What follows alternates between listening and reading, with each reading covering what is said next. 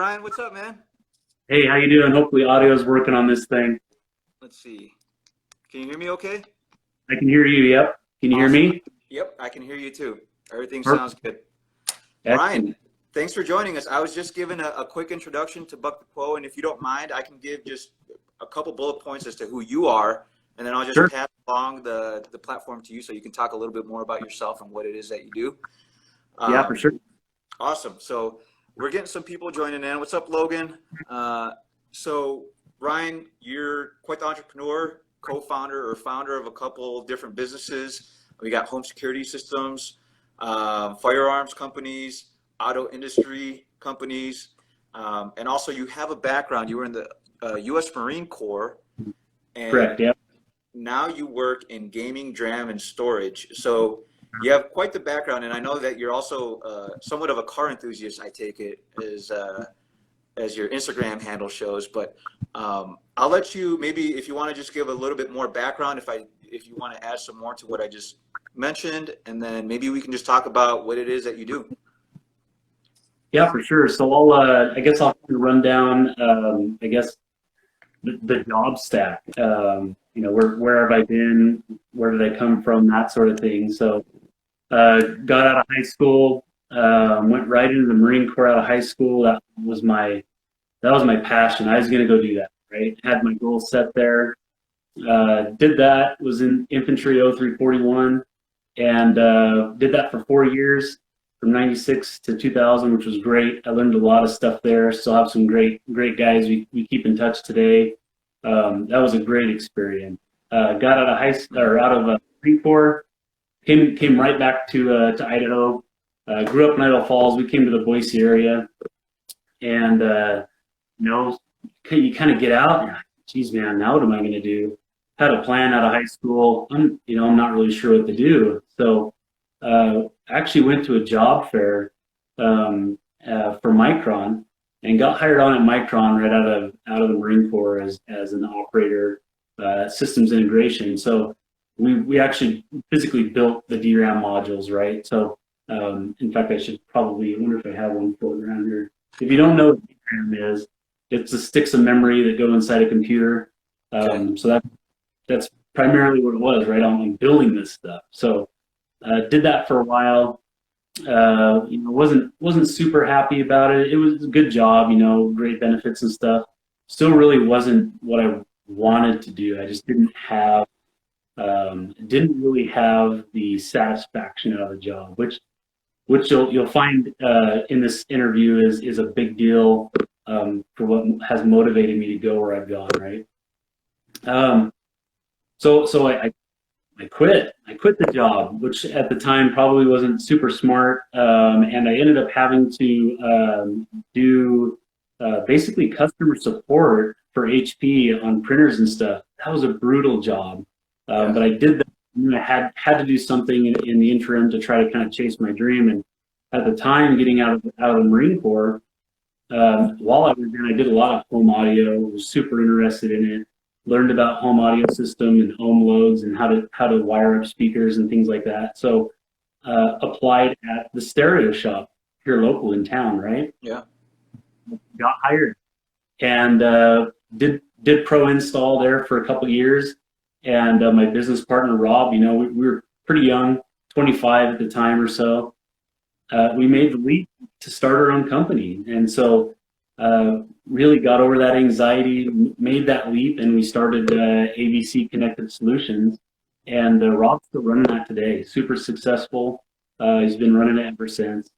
And then got into firearms stuff, another passion, right? And really started doing conversions on my own on Saiga 12s in the garage. Got my FFL, did all the federal licensing stuff, and eventually approached a group that was looking to put some capital into a company, and convinced them to, hey, we've got this dream. Here's a business plan. They put the money forward, and we started 2A Armament, which is very successful in the Valley here, and spent years there running that, and then small portion co-owner of it for a while, and that was awesome, right? So from there, I learned quite a bit about product design, a lot about the business side, a lot about manufacturing, which is huge. Some CAD design stuff through SolidWorks, and it was great. Tons of learning there, and then moved to Nemo Arms, did product marketing for them, right? And a little bit of product design here and there with their engineer. Dan did some stuff with USSOCOM, which was great for the ASR program.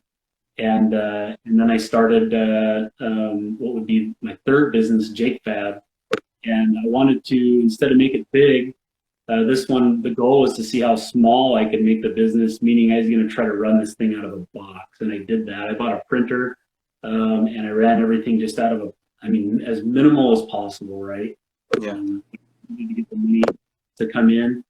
And ended up actually getting a contract out at Micron through the Consumer Products Group, doing product marketing for their DRAM line. And it was just one of those things where I'd been in business for myself for so long, and I thought, maybe I'll try this thing where there's actually benefits and a paycheck, and I can kind of turn it off in the evening. And so they were actually looking for a product marketing manager for gaming DRAM. I applied, I interviewed, and actually ended up just getting picked up as a contractor and did that for a year under the Jake Fab name. So I was actually billing them out under my automotive business that I ran out of a tiny little box, and was making good money as a contractor. And then they hired me full time, which is great. They made me an offer, I accepted. And so that's where I'm at today. So I'm now the global product marketing manager at Micron CPG for their gaming line, which is the ballistics line of DRAM. So it's been great. It's been awesome. That's my background. Yeah. That's amazing. I'm actually, so I mean, if there was a timeline of events, I'd be curious because you left the Marines in 2000. Is that right? So you left the Marines in 2000, and then you when did you start at HP? What year was that, doing the call center? So that would have been, I think, let's see, 2003 or so. Okay. Yeah, right around 2003, and then I think I started this. I only did that for maybe 8 months. It was enough. It was enough to where I knew, I've got to keep working. I have to keep doing something. Here's something I related to. I knew a little bit about computers, knew a little bit about customer relations. So picked that up, and then got into the stereo shop. But I believe around 2000, end of 2003, 2004, yeah, somewhere around there. So it sounds like a lot, but over 20 years, I think it's a pretty decent upward progression of what it is, not just your title, but also the jobs and the responsibilities that you have, going from working at Micron and then going to a call center to then starting up your own business eventually, or one of many. Did you, and maybe like a younger Ryan coming out of the Marine Corps and then leaving Micron to go to HP, did you have a plan, or was that just something that you said, I don't want to do this anymore, I'm going to go to HP? And then did you become a little bit more methodical in terms of when you were planning your next step? Yeah, I would say it was very heartfelt up front, right? You're young, and you're following your heart, and it's like, I'm not happy, and I'm still somewhat that way. I would say once 2A Element started, we got that up and running, got into the gun stuff. Man, that was real, right? You're dealing with the ATF, you're dealing with stuff that potentially puts you in jail if you do it wrong. And I think it was that job. We're running these big machines. It's like, okay, man, it's time to get a little bit methodical and plan. And that's worked out, much better, right? Like, have a plan, have at least a goal of what you want to accomplish. And it's certainly been helpful. Yeah, absolutely. Definitely more methodical now, for sure. Yeah, and I'd imagine with 2A Armament, 2A Armament, for background that everybody may not be familiar with, is this, you guys manufacture, manufacture arms, firearms here in Idaho. Yep. And I mean, I know you said it with like a little bit of a joke, but yeah, if you do mess up, you could end up, with some federal charges, or Yeah. like it could be one of those situations where there's also people's livelihoods and a lot of dependence on that product.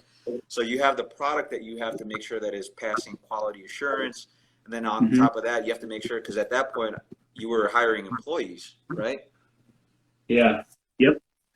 Yeah. So there's a, And you know, employees are awesome. You get the right mix of people, and man, just some, and really, and this statement's really, I would say for Micron, actually everywhere I've been, the people in that group, and everywhere I've been, just some amazing people, right? So from the, you know, the engineering and machining, the people at Micron, you're just surrounded by just brains, right? And I'm a high school graduate with like just a minuscule amount of college.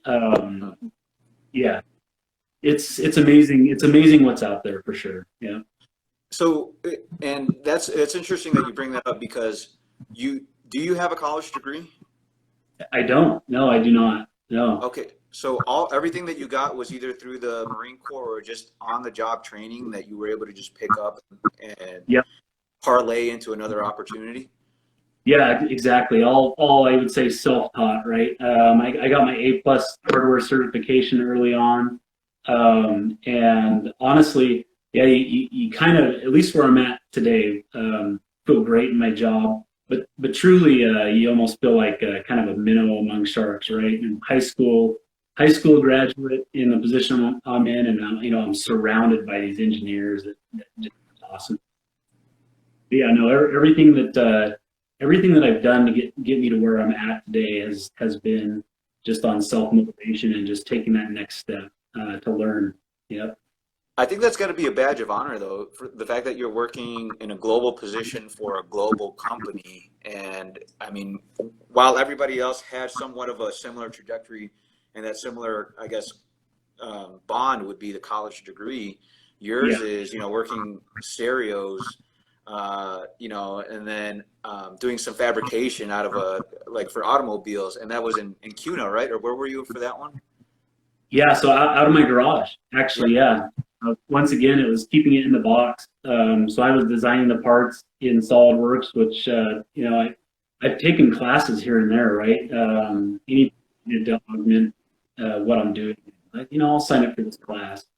I was designing the parts. I would contract it out to a local machine. It was RMAC at the time. And, I was building these fuel pucks and control arms and stuff like that. And yeah, I would started a little Shopify website and was selling auto parts online. So yeah, that's what I was doing in the interim before getting joined up with Micron. That's awesome. So I feel like we could do an episode on each one of your career paths that you've had, even going into the Marine Corps. But for the sake of, because we only allot like about 20 to 30 minutes for these, I think you have a really interesting position. So I'd love if you can just talk a little bit more about the DRAM and what it is that you do, like, because there's some marketing involved, there's a little bit of research involved. So what is a day or maybe even a week like for you? Yeah, so it's lots of spreadsheets. So product marketing is absolutely you're wearing a ton of hats and you're interacting with all these different groups. You're interacting with creative, you're interacting with regional marketing, you're interacting with engineering, everybody. You're trying to bring them all together, finance, right? So typically my day is forecasting products. So I'm looking at all the product at SKU level at every super region, so EMEA, APAC, North America, figuring where I'm going to move product, figuring out what's current in the marketing sense. So there's some stuff where believe it or not, a color of a product is going to be more popular in a specific region versus another. So figuring out where to move those bits, working with engineering. So we're almost always doing a product launch. So luckily, I get to interact with engineering to define the product, drive the roadmap. We know how long it's going to last, and the fun part of it is I actually get to help do some of the design work of it, and a lot of that has to do with my background, right? I'm a hardcore gamer, currently grinding Apex, but was grinding PUBG prior to that. I'm in the top 0.1% right now in Apex, which probably I probably play way too many video games. But you know, I can take that product and actually put it in an environment where it's getting used. In fact, the machine behind me, you know, we're plugging engineering samples into that all the time, and I'll game on it in the evening for a week. I've got a bunch of other machines around me, and I'll just use it like a real individual would, right? So you can engineer something to the nth degree, but once you put it in the application of it being used, you might find that, you know, maybe the product's too high, or when I install it 3 times, something breaks. And so I get to do a lot of that stuff, and it's a ton of fun. Shows. So I was at CES, did a lot of interviews there. I'll go to Taiwan typically. Well, pre-COVID, I would be in Taiwan 2 or 3 times a year. So go to Computex, interact with those guys, do the shows there. Gaming stuff. I've interacted with, you know, Dr. Disrespect, Shroud, Deadmau5, and he was there for Amazon Prime event. I've gotten to meet just lots of really cool people in the industry, so it's been a ton of fun. So I'd say, you know, it's probably about 80 or 90%, you know, true business work where I'm managing a P&L or a spreadsheet or trying to keep something aligned on a project. And then the other part of it is me actually getting to play with awesome hardware and doing some custom PC builds and stuff like that. That's really cool. So you're also, I'm assuming that you're in an environment working with people, and even at those conventions, you're people who share a similar interest, not so much the work, but an interest. And I think with something like this, and maybe we can explore a couple of your previous positions, but you're both the user and the creator on some of this stuff. Like, you understand the product because you have a genuine interest in it. Do you think one comes before the other? I mean, you were talking about the stereo experience, and then you went in and you opened up your own shop. Were you always like an audiophile, or like, I mean, even with the Firearms, or like, does that drive? Anything I've pursued has been something that I've been prideful of, right? Something that interests me, and me personally, I'm motivated by that. I like to create, and if I find an interest or love in something, man, I'll go after it. And it is important. I think it's good to have pride in it. I will say you need to know when to dial back that pride, because it can, well, right?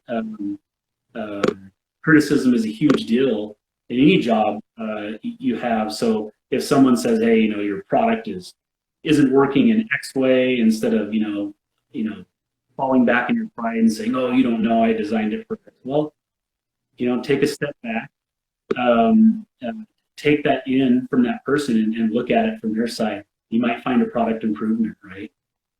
So that's something that has gone both ways. I've absolutely been super prideful in going after anything I've ever wanted to accomplish, but at the same time, I've learned over the years to be able to go ahead and bottle that pride up when you're getting criticism, because it's probably legit criticism, right? So it's not just haters coming after you for the color of the product. Probably not. But that's interesting, though. I think that's a really important thing to highlight, because I know I've caught myself in a couple of situations where I invest a lot of my time and energy into a product, and whether or not I'm like, it's a hobby of mine, it's something that I'm really in love with, it's something that you work towards and you really want people to appreciate. And then when you receive that criticism, you almost take it personally. So it's something that you have to learn to navigate, right? Yeah, it's super hard to do. But it makes you better at business if you can do that. And you know, one of the things I've always kind of told myself is never fall in love with your own product, because it can be awful. A competitor can come out with something better. So you always are looking forward and trying ways to make the product better. And you know, again, bottle that pride up. Keep stepping forward to improve. You're probably not the best in the world, right?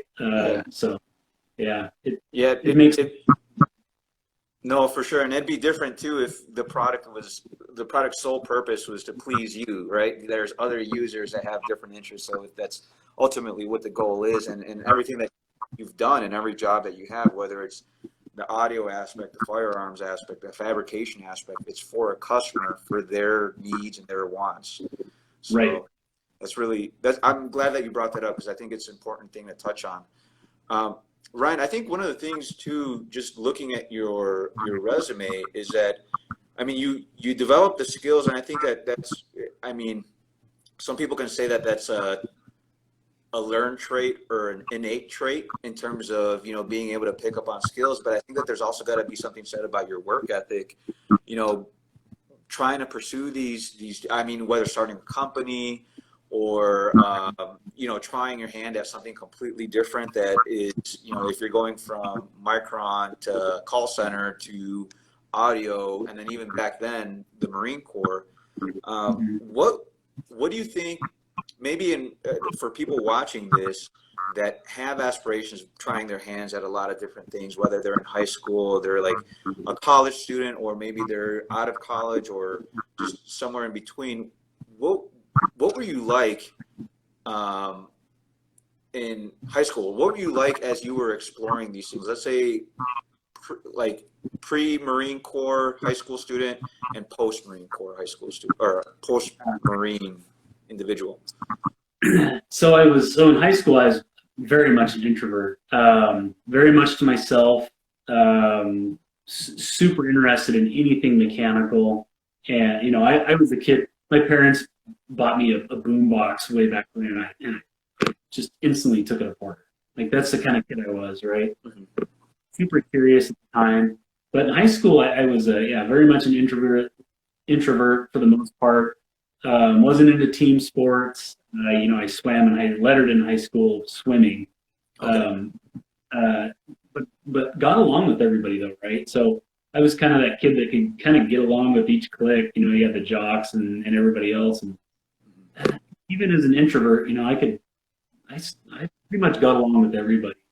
And I think some of that, you know, may have transferred to where I'm at today. Again, don't have any problems getting along with people. I'm trying to think of anything else that applies there. Yeah, that's how I was in high school. Yeah. I was pretty quiet in high school. And did you ever have anybody pointing you in a direction, saying like, hey, because you're mechanically inclined, maybe you should try this, or maybe you should try this? And then, like, did you have people maybe giving you some guidance or some direction? How did that work? I mean, some of it was kind of writing on the wall for myself. Again, it was me following what I loved. I actually built a lot of custom PCs for some of the guys when I was in the Marine Corps. We took them overseas and gamed on them and stuff like that. And it was one of those deals like, man, I really enjoy doing this. This is really cool. You know, what can I do after the fact? When I move on to the next thing, how can I apply what I love, my passion, into a way to generate income, or just to learn more, right? And I think a lot of it was mostly self-reflection, honestly. Yeah, that was just. What kind of Alienware wasn't around back then, was it? Back in the, like you said, 96 to 2000? Yeah, probably not. There wasn't a lot. I mean, Micron PC, you know, had some stuff out there, and it was really when you know, in the mid '90s, when gaming as a whole really started to have a big fruition. So you had Doom and Quake. I played Chaos Quake. I was actually in the top 10 on the CLQ way back when. Really? Played way too much of that too. So gaming at the time, it wasn't gaming centric stuff like there is now, right? Everything was a big box. The closest you came to gaming was, you know, the Voodoo 3D effects card that you bought at the time might have had like a dragon on the box, but no one had windows in their cases. Everything was just white. So it's been fun to see where it's where it's at now, right? Today it's, you build a custom rig and you make it your own. You're turning it into your statement. Yeah. And I love that. That's the fun part of it. So. And there's a lot more tools and resources for people to explore that, right? Like in terms Yep. of if they want to go down the whole like build your own PC or build your own. Yeah, I remember when that was first starting to kind of come on the scene and talking about Doom. I think Doom was the first game that came to mind, and I think Myst was another one. Myst. Yeah, I remember Myst, and then Counter-Strike started becoming a little bit more popular in the mid 2000s. So yeah, good stuff. And then and today it's huge, So I mean, you look at Twitch and everything that's culminated around gaming, and it's a whole environment of entertainment. It's up there at the level, almost with the NFL and stuff like that. So it's crazy. Yeah, you guys are. People are getting like sponsorships now. They even have esports on college campuses. I think Boise State has their own esports team. Yep. It's amazing. I think just watching the sudden boom, and I think it has to do with just the connectivity of everything, because there's always been a market for it. But now when you're just able to like connect people and allow them to work together, I think it just allows things to just really explode in terms of the audience and the interest in it. So, especially when it's international like that, you have kids from Korea that are playing like some of these games and are just amazing at it. Well, it opens up the avenue for just about everybody, right? Not everybody can be a pro ball athlete. You might be in a wheelchair and you can still be a competitive gamer. And so I think that's the aspect of it that is so neat. Across all cultures and languages and disabilities, for the most part, you can compete. You can compete there in gaming, and I think that's why it's taken such a hold.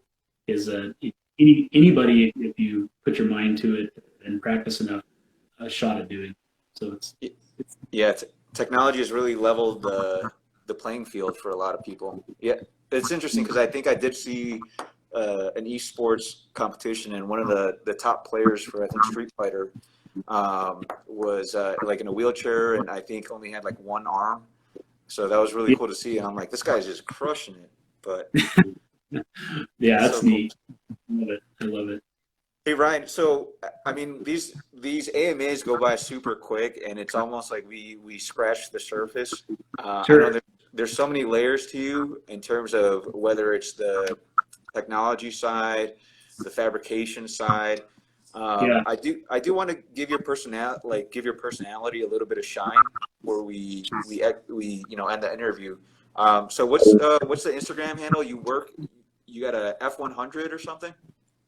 Yeah. Under my handle, UCRed_F100. So it's so that was actually my first vehicle in high school. My grandparents owned it before I did. Worked on the family farm forever, and I towed it back here a few years ago. And actually, my wife and I dated it. So the truck itself has a ton of history.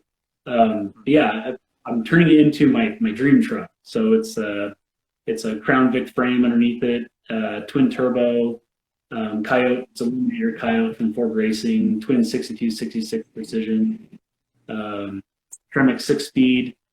So it's going to be a beast. But we're setting it up for good guy events. So we'll drive it across the country, do power tour, run good guy events and stuff like that, and just enjoy the truck. So that's what I do in my spare time. Fabricate the parts. Getting into a new system that I don't know, I'll learn about the system, and it's really a way for me to go out in the garage and just kind of unwind. That's me trying to figure out the schematic on electronics or shaping a piece of metal, and so slowly over time building that beast.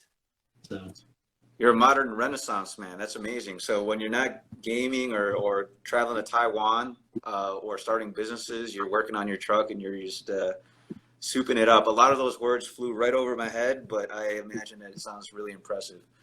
Sure. Yeah. It's fun. That's really cool.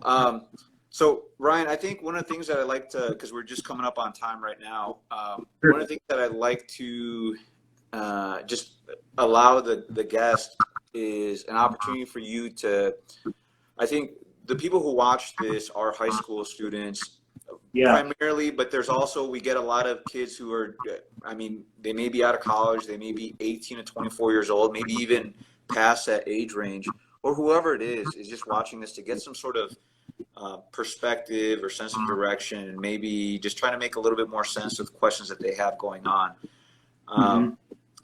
I can allow you to just talk to the audience in terms of if that's the idea, or if you just want to say like, hey, if there's a younger Ryan and I'm sitting here and I'm talking to Ryan, you know, what would I say to him? So the platform is really totally yours. I just know that there's an audience here that's watching it live or is going to watch it later when we post it. So if there's anything you'd like to say.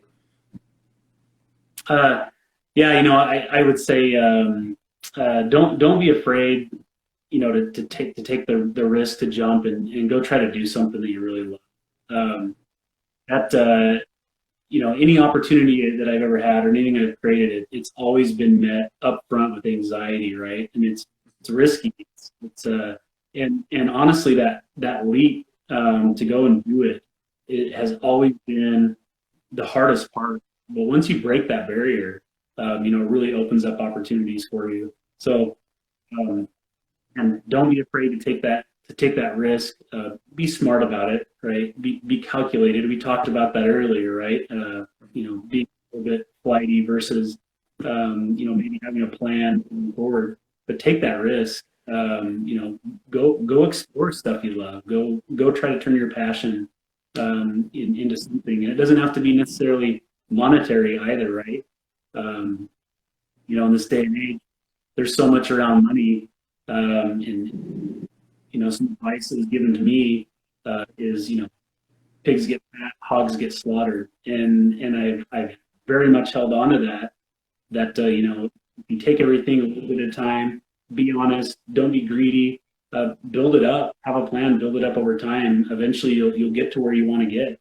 And you know, you can reap the rewards, whether it's monetary or even just getting to where you wanted to be. Maybe it's you know, time to yourself, time with family. Being able to be independent is a big deal for some folks. Yeah, take the risk while you're young. Be calculated about it if you can, and educate as much as you can. So you don't necessarily have to know the answer. You just have to know where you can find the answer, and actually do it, right? Yeah. And that brings me to the point, actually doing it. That's a huge deal. Like, a lot of people think about it. You got to go do. You have to go do the work. You have to do the work if you want to find your dream or follow your passion. So there were a lot of nuggets in that one. I think I really enjoyed everything you said, from like, don't get too greedy. You know, even when you talked about the anxiety aspect of somebody thinking about something, like I almost got anxious just thinking about, like, I don't even have any risk I'm going to take, but I just got anxious thinking about it. But yeah, growth comes from discomfort, and, you know, whether you don't think about it, things aren't going to happen if you just keep thinking about it. You have to take that action. Go do it. Absolutely. Yeah. Well, Ryan, this is honestly, probably felt like the quickest AMA. It went by so quick. Yeah. But I really appreciate, I mean, honestly, I wasn't joking. We could have done an AMA on every aspect of your life, because you've done a lot, and I feel like you're still going to keep doing a lot. And I think if we checked in on you in like 5 years, one, it'd be nice to see where the truck is, and then two, I think it'd be just nice to see what else you're taking on, you know, as a venture. So yeah, sure. And I'd love to come back too. I mean, if you want to add time to it, we can do another one. Or if people, you know, react well to the video, I'd love to chat you guys up again for sure. That's awesome. Yeah. And on that note too, if anybody that's watching this afterwards, if you guys have questions and anything, you know, you weren't able to ask Ryan directly, you can type those questions below, and then maybe we can just reach out to Ryan and see if we can get some responses on it. So absolutely. Ryan, also, this isn't my normal hair. It's my COVID hair. So I'm in the same boat. I'm definitely doing, like, I think we both got the same hair going right now. So perfect. yeah, got that L'Oreal kids that I'm using on my hair right now. So. Well, Ryan, it's been a pleasure. Thank you so much for joining us, and great to learn about you. And thanks for everybody who's watching this.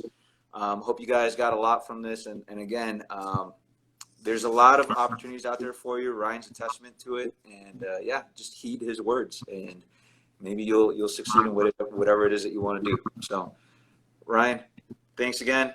Appreciate it. Take care. And everybody watching, you guys have a good night. We'll see you. All right, Bye. see you. Bye.